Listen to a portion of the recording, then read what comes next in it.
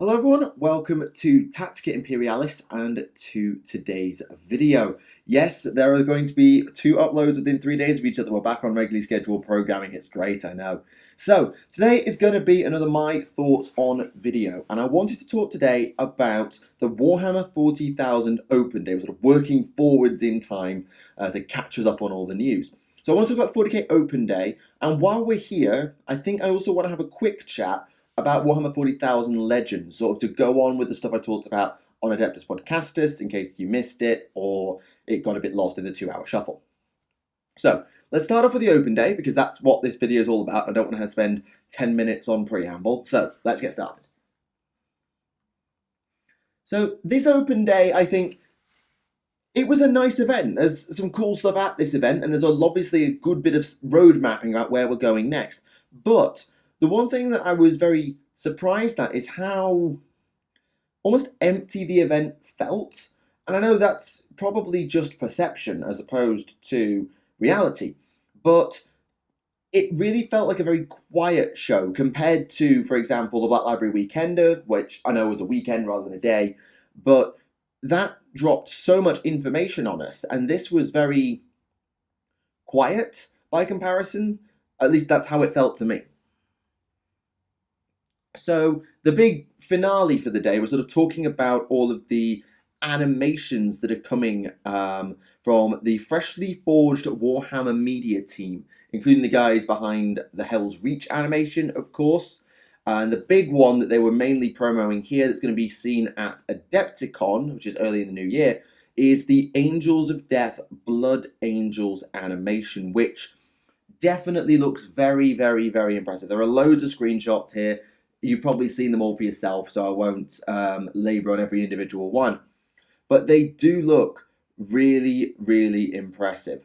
Written by a team called the Warhammer Story Forge, which is something we don't know much about yet, but we'll get there in due time. Richard Boylan and Bowman Modine.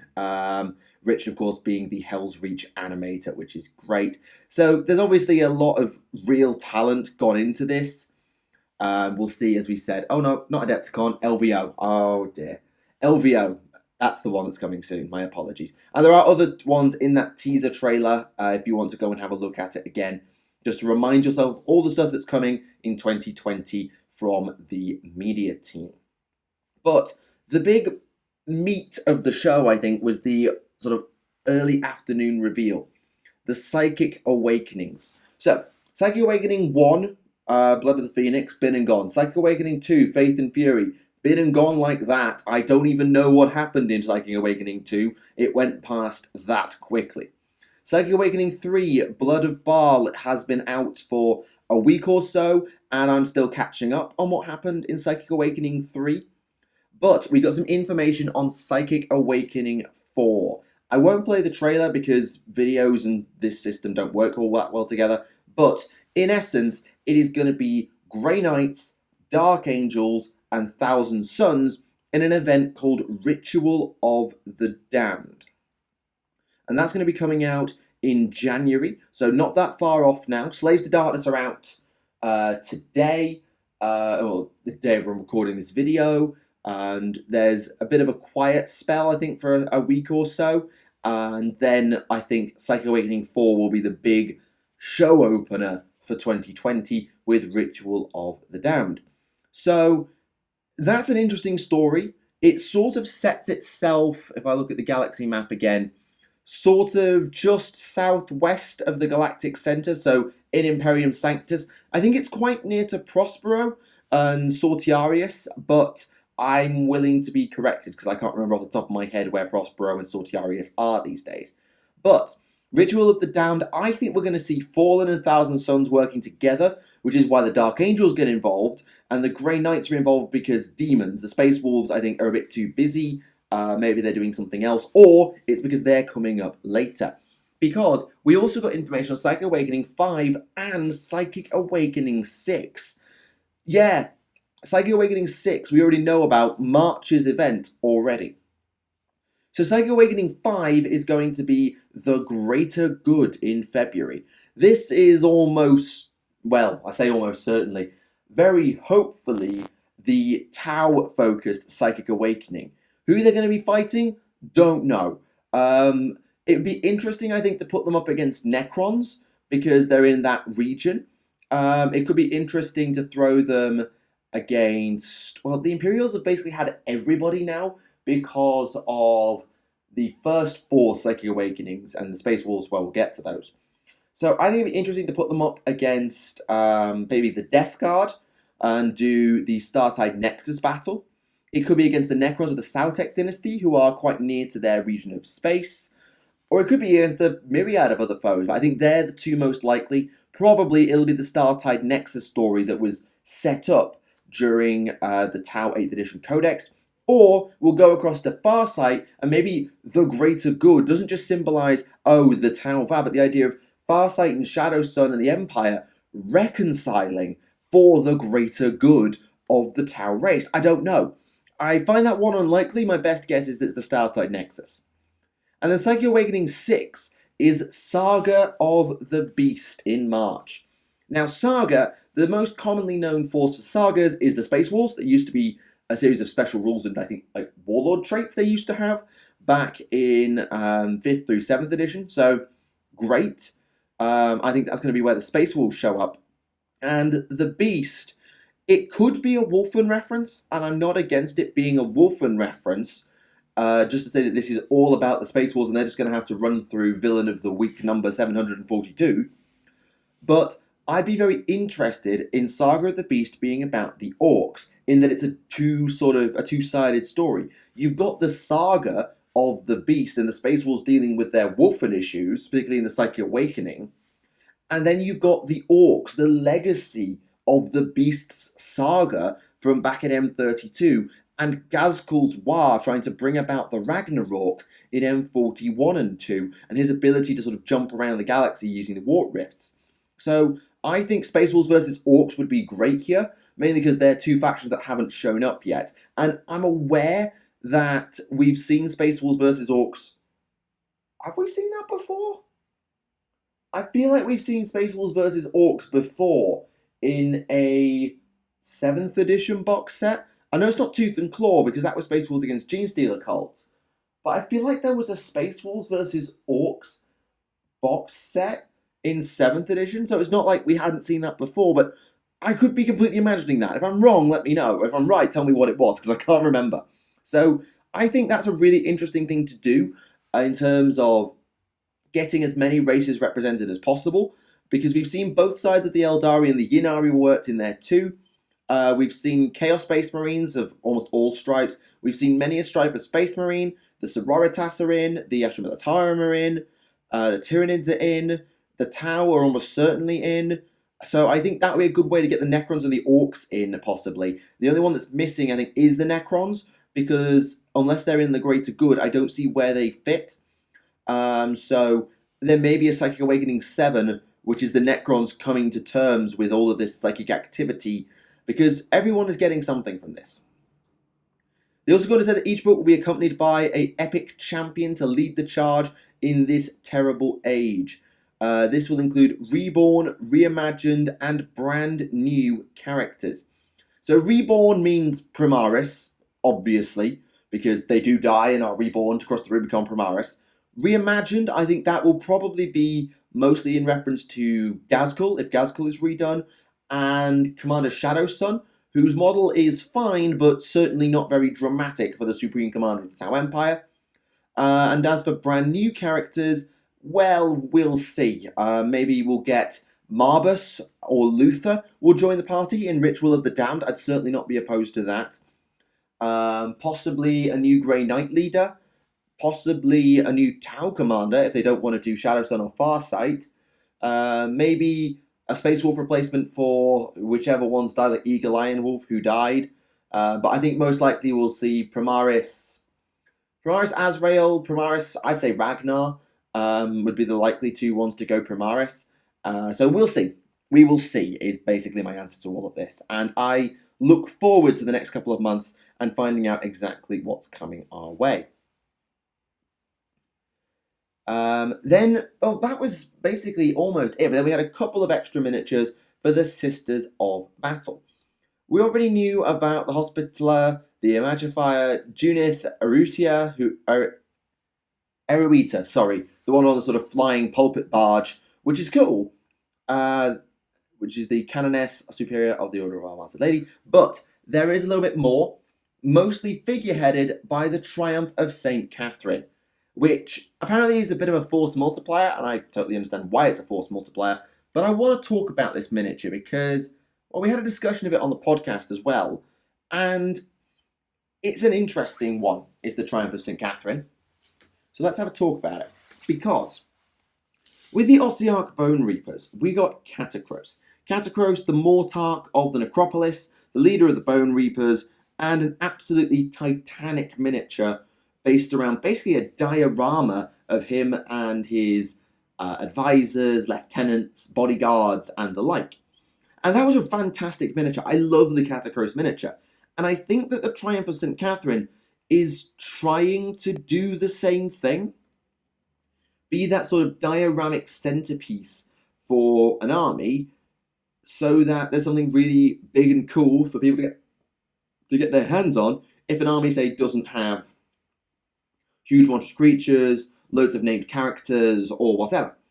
But the Sisters of Battle have got a big, awesome named character in Junith Eruita. And they've got big tanks in the form of the Exorcist and the Immolator. And then they got this. And I don't have a problem with this miniature. I don't. But I look at it and, well, you might be following what my eyes are doing as I'm looking at the screen. I don't know where to look. My eye is sort of drawn to... Where's the best way I can sort of describe it? The big pennant being sort of draped around. Yeah, no, it's the cherub. It's the cherub at the front is where my eye is being drawn to. The one on the front pole is probably where my eye is being drawn to. But all of the stuff in the miniature is down at the bottom. It's the Sisters of Battle. It's their retainers. It's the sarcophagus in the middle of presumably St. Catherine herself. But I'm not looking at that, because there's no centerpiece on this miniature to draw the eye to any particular point. I don't know where to look, and it's constantly making me look in different places. And the one place I'm not looking is at the Tomb of St. Catherine, which is probably the most important miniature in the entire diorama. So it's a really nice idea, just lacking in execution, because without a centerpiece to focus the eye, and with so much going on in such a small space, as this diorama's got the tomb, and then 4 cherubs, and 5 retainers, it's such a busy miniature that I don't know where to look. And that's a problem. At least I feel that's a problem. So it's a nice miniature, but if they're going to do these dioramas again, and I think they will, for one faction or another, they're going to need to make them a bit more like Catacros, where there's a centerpiece miniature, as opposed to the Triumph, where it's just a thing with some stuff. Because if it's a thing with some stuff, I don't know where to look. That's my basic critique of it, is I don't know where to look. But they weren't even done. They also showed off, I think, the first time we've seen fully painted Sisters Repentia, as well as the Mistress of Repentance. And they look fine. I'm alright with them. They certainly look like crazed, psychopathic sisters seeking redemption through mass murder, which is the point, though, because they have no Sororitas iconography or anything like that, they don't feel like Sisters of Battle. Which is probably the point, because they're sort of exiled from their order until they've redeemed themselves and or died, which can be the same thing. So, I don't know, something about them doesn't belong with the rest of the range, probably on purpose, but as I've said about the Sisters range many a time, it's not a range for me. It's not miniatures that I'm going to buy, because I don't play Sisters, I'm not a massive fan of them in general. They're just fine. They're just fine. But the big sort of final thing, oh hang on, we've got even more. And yeah, they're fine, but yeah, they don't do anything particular for me. But I think the big finisher that we'll talk about today is the Archaeopter, as I think it's called. The new Skitari Adeptus Mechanicus Cult Mechanicus Flyer thingy-McJib. This thing, I'm told, is basically ripped straight out of the pages of Dune, so I'm told on the podcast. So, if it is just as direct homage ripped straight out, then so be it. But I looked at it as someone who hadn't read all of that and seen all of that before, and so I didn't know what that was all about. I looked at it and I thought, okay. It's cool, and it's definitely something that you'd only ever see with the Mechanicus because it's completely kooky, but also fights because it's a mecha dragon with a cockpit and guns rather than being like a proper mecha dragon like the Helldrake is. It's interesting. It's half mecha dragon, half aircraft, and it's unique. It's really, really unique, but it's not something I'm going to buy. I think the Cult Mechanicus will really benefit from having it because flyers are good, and, well, the option to have flyers is good, and I think there's 3 variants for this kit, so there's plenty of options there for you. It's just not for me. It's just not.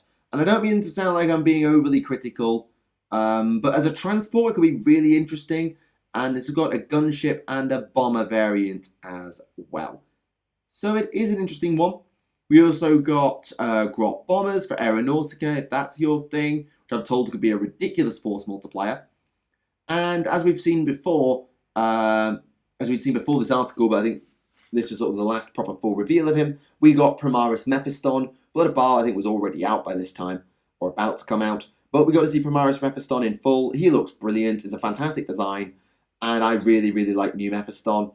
How he fits into Blood of Baal, as I say, I've not actually read it yet, so I'm not sure. And hopefully I'll get round to reading the Darius Hinks novels for Mephiston in the not too distant. And that was broadly the show. That was the 40k open day. So, a nice, interesting mixed bag of stuff. If you weren't Imperial, then for the most part you got nothing in terms of miniature, aside from the promise of some factions getting some stuff in the future. So if you wanted miniatures, you're a Resistance player or a Mechanicus player. They were the only miniatures revealed, and there's also the Aeronautica stuff, of course. But a very quiet show on that front, instead laying the groundwork for the next 3 Psychic Awakenings in the new year. And that's not a bad thing, but without any real hint as to what's coming in Ritual of the Damned, I think it'd be kind of interesting to sort of do more than just have the spinning icon on the map to say, oh, these are the factions involved. We know nothing right now, and as a result, aside from the name saying, oh, there's going to be some Tau in this one, and oh, there might be Orcs in this one, I'm not hyped for them. I'm interested to see where they go, and I'm really looking forward to seeing what miniatures come with it, but from a lore standpoint and a gameplay standpoint, I haven't picked up any of the Psychic Awakenings yet. I've just sort of kept abreast of plot summaries at best. That's all I've really done, because they haven't grabbed me the same way as I think Gathering Storm had the potential to do, though I wasn't that interested back then, and certainly not in the same way that I think GW were perhaps intending, because they're gameplay supplements with a backstory, as opposed to, well, they are driving the plot, but they're not driving it forwards, because I believe all the events are happening in parallel. And I don't mean to sound like during this video like I'm just being a downer and beating on it for no reason, because I'm not. I'm just saying that I'm not hyped for it, and the show felt very sparse because of the focus on, hey, here's the Psychic Awakening schedule. That's our main selling point for the show, was the Psychic Awakening schedule, with no real hint as to what that means aside from the armies in the next one and the names of the 2 after that, and left us to speculate. Maybe some silhouettes could have been really, really cool. A few like snapshots of some of the miniatures that will be ready and already photographed and built to be released. It could have been nice to see that, just to get a bit of a salivation, a bit of discussion of what's to come. And we didn't get that. Okay, fair enough. It's the way it is. But the second part of this video, while we're going to go for 20 minutes, I'll keep it brief. I want to talk about 40k Legends. Now, we knew Legends Mode was coming because they told us it was coming, and we knew the Red Gobbo was going into Legends Mode, so we very much knew, yep, Legends is a thing, and it's a place where miniatures without rules can go and basically continue to exist. And that's great, because it allows people to mix and match in open play between the old stuff in their classic collections and the new stuff in their current codices. And I think that's brilliant to see that. But the execution of it very much interested me compared to the approach taken by Age of Sigmar when they did Legends Mode back it was about 18 months ago, I think they did Legends Mode for maybe a little bit less. 18 months? 2 years, maybe? I was in France at the time, so it's certainly been over 18 months since they did Legends Mode for AOS. Because Legends Mode for AOS is basically an entirely brand new army roster for factions that are being reworked in the main game. So when Daughters of Cain came out, the Dark Elves were fully Legends, fully rostered up, and left in Legends. They've done the same thing with Orcs and Goblins. Now that Auric War Clans is a thing, they fully reorganized Orcs and Goblins into order so that if you had your Gloomspite Gits and you have your Auric War Clans, you can put them together, play Orcs and Goblins, and do it in the old way.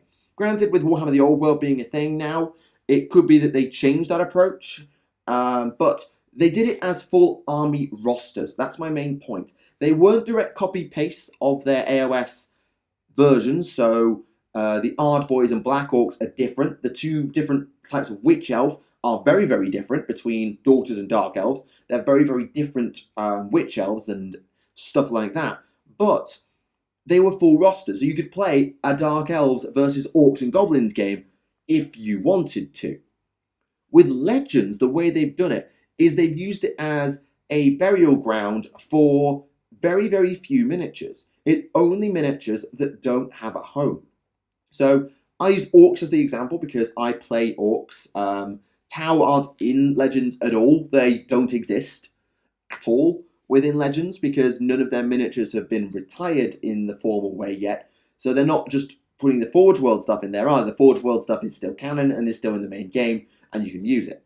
But what's in the Orc one is, for example, a War Boss in Mega Armor, which is a unit that's always existed in theory but has never actually had a miniature because Gazkul was the only War Boss in Mega Armor you could get. So they've put that in as it's a unit variant that used to exist and now doesn't. The big mech outside of Mega Armor without a shock attack gun has also been put in there. And there are 2 or 3 miniatures of big mechs outside of Mega Armor that exist. There's one with a custom force field, there's one with a custom Mega Blaster, there's of course the shock attack gun one that's been kept in the main book.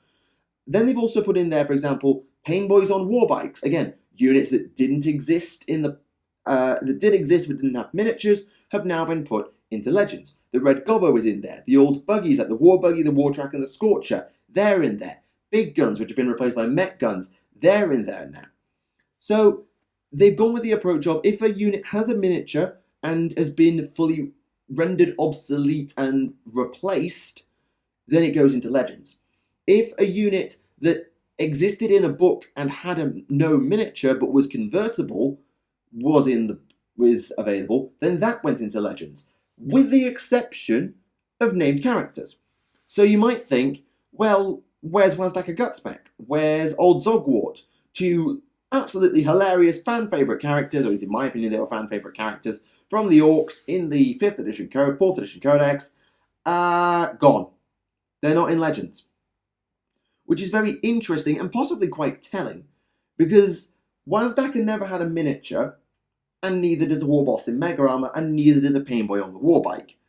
And yet those units got into Legends, and Wazdaka didn't, which suggests that either they have no intent of ever letting Wazdaka be playable again, or that they may be making the allowance and hedging their bets so that these characters can be updated, actually brought into the main game, which would be an interesting approach and sort of a safe way of GW to say, right, if you are in Legends, you're never, ever, ever coming back. Maybe that's what they're doing. But I just find it interesting that, say, Zogwart and Wazdaka, who've never had miniatures, had rules maybe once or twice in the game, either have been kept out of Legends deliberately or have not earned their spot in Legends for some reason. The other interesting difference is the fact that it's individual units that have been Legends as opposed to full rosters that have been Legends. So there isn't a Orcs Legends roster where you have slightly changed rules for the Orcs and you could play them in full using the Legends Codex per se. Instead, you have to play regular Orcs and then add in the Legends units when you're in open play. So you'll still need the Orc Codex to play the game, whereas if you played Legends AOS, you just needed the rules, which are 4 pages long, and the battle tome that's in Legends for your army's roster. You didn't need any more than that. So it's just an interesting alternate approach, and I understand why, with the timeline for AOS being it's a brand new game, this is a way to relive fantasy using the AOS rule set, versus, oh, we've just moved the timeline forwards a bit in 40k, so the old units still exist and still fight as that faction, but you don't see them anymore in the modern day because they've been retired and replaced. So this is like, if they were still around, this is how you'd play them and what you'd play them with, as opposed to a full reset. So it's a different approach. I prefer the AOS approach, although it is a lot more labor intensive because it allows you to really actually play the classic armies the way they were meant to be played, as opposed to having a codex worth of powerful synergistic units and then some stuff that's probably a lot worse because it's in Legends rules, that's probably not as well balanced with the rest of the book. So instead of building the whole army around the Legends set, they've just decided to tack them on the end, which is an alternate approach and probably not the one I would have gone for, but I didn't write this stuff. I don't have the time to write this stuff. So, personal opinion, I like the AOS version better. That said, Warhammer the Old World will basically render Warhammer Legends Fantasy obsolete in many ways because the old armies will return. But if you want to play the fantasy armies in the new system because you find fantasy really clunky and you don't know how the old world's going to play, then you can play them using the Legend system, which may not be internally balanced, but would certainly be a lot better than putting a few old, not kept on Dark Elf units like, say, Harpies and Shades, and putting them in the Cities of Sigmar as sort of Legends units, because at that point they'd be terribly weak and just never be used and get curb stomped. So at least there might be a better chance at balance doing it that way. Anyway, that's my thoughts on the Warhammer 40,000 Open Day and Warhammer 40,000 Legends, and I do hope you enjoyed it. Let me know what you think in the comments below about the various things we've talked about. Always interested to see what you have to say. We can have ourselves a bit of a discussion. Coming later this week will either be Tutorialis next, or it will be my thoughts on Warhammer the Old World. There'll be a lot more speculation and discussion, as opposed to Tutorialis, which is a lot more, well, busting out a whiteboard and a lab coat and having some fun. So, hope you join me for that very, very soon. I do hope you will. And maybe, let's see if we can get that push to 30k done. 30k subs would be amazing. Though I need to start thinking exactly what the 30k sub special would be. Probably a Tutorialis video. Anyway, thank you very much. This has been Tactica Imperialis. And I'll see you all again. Bye for now.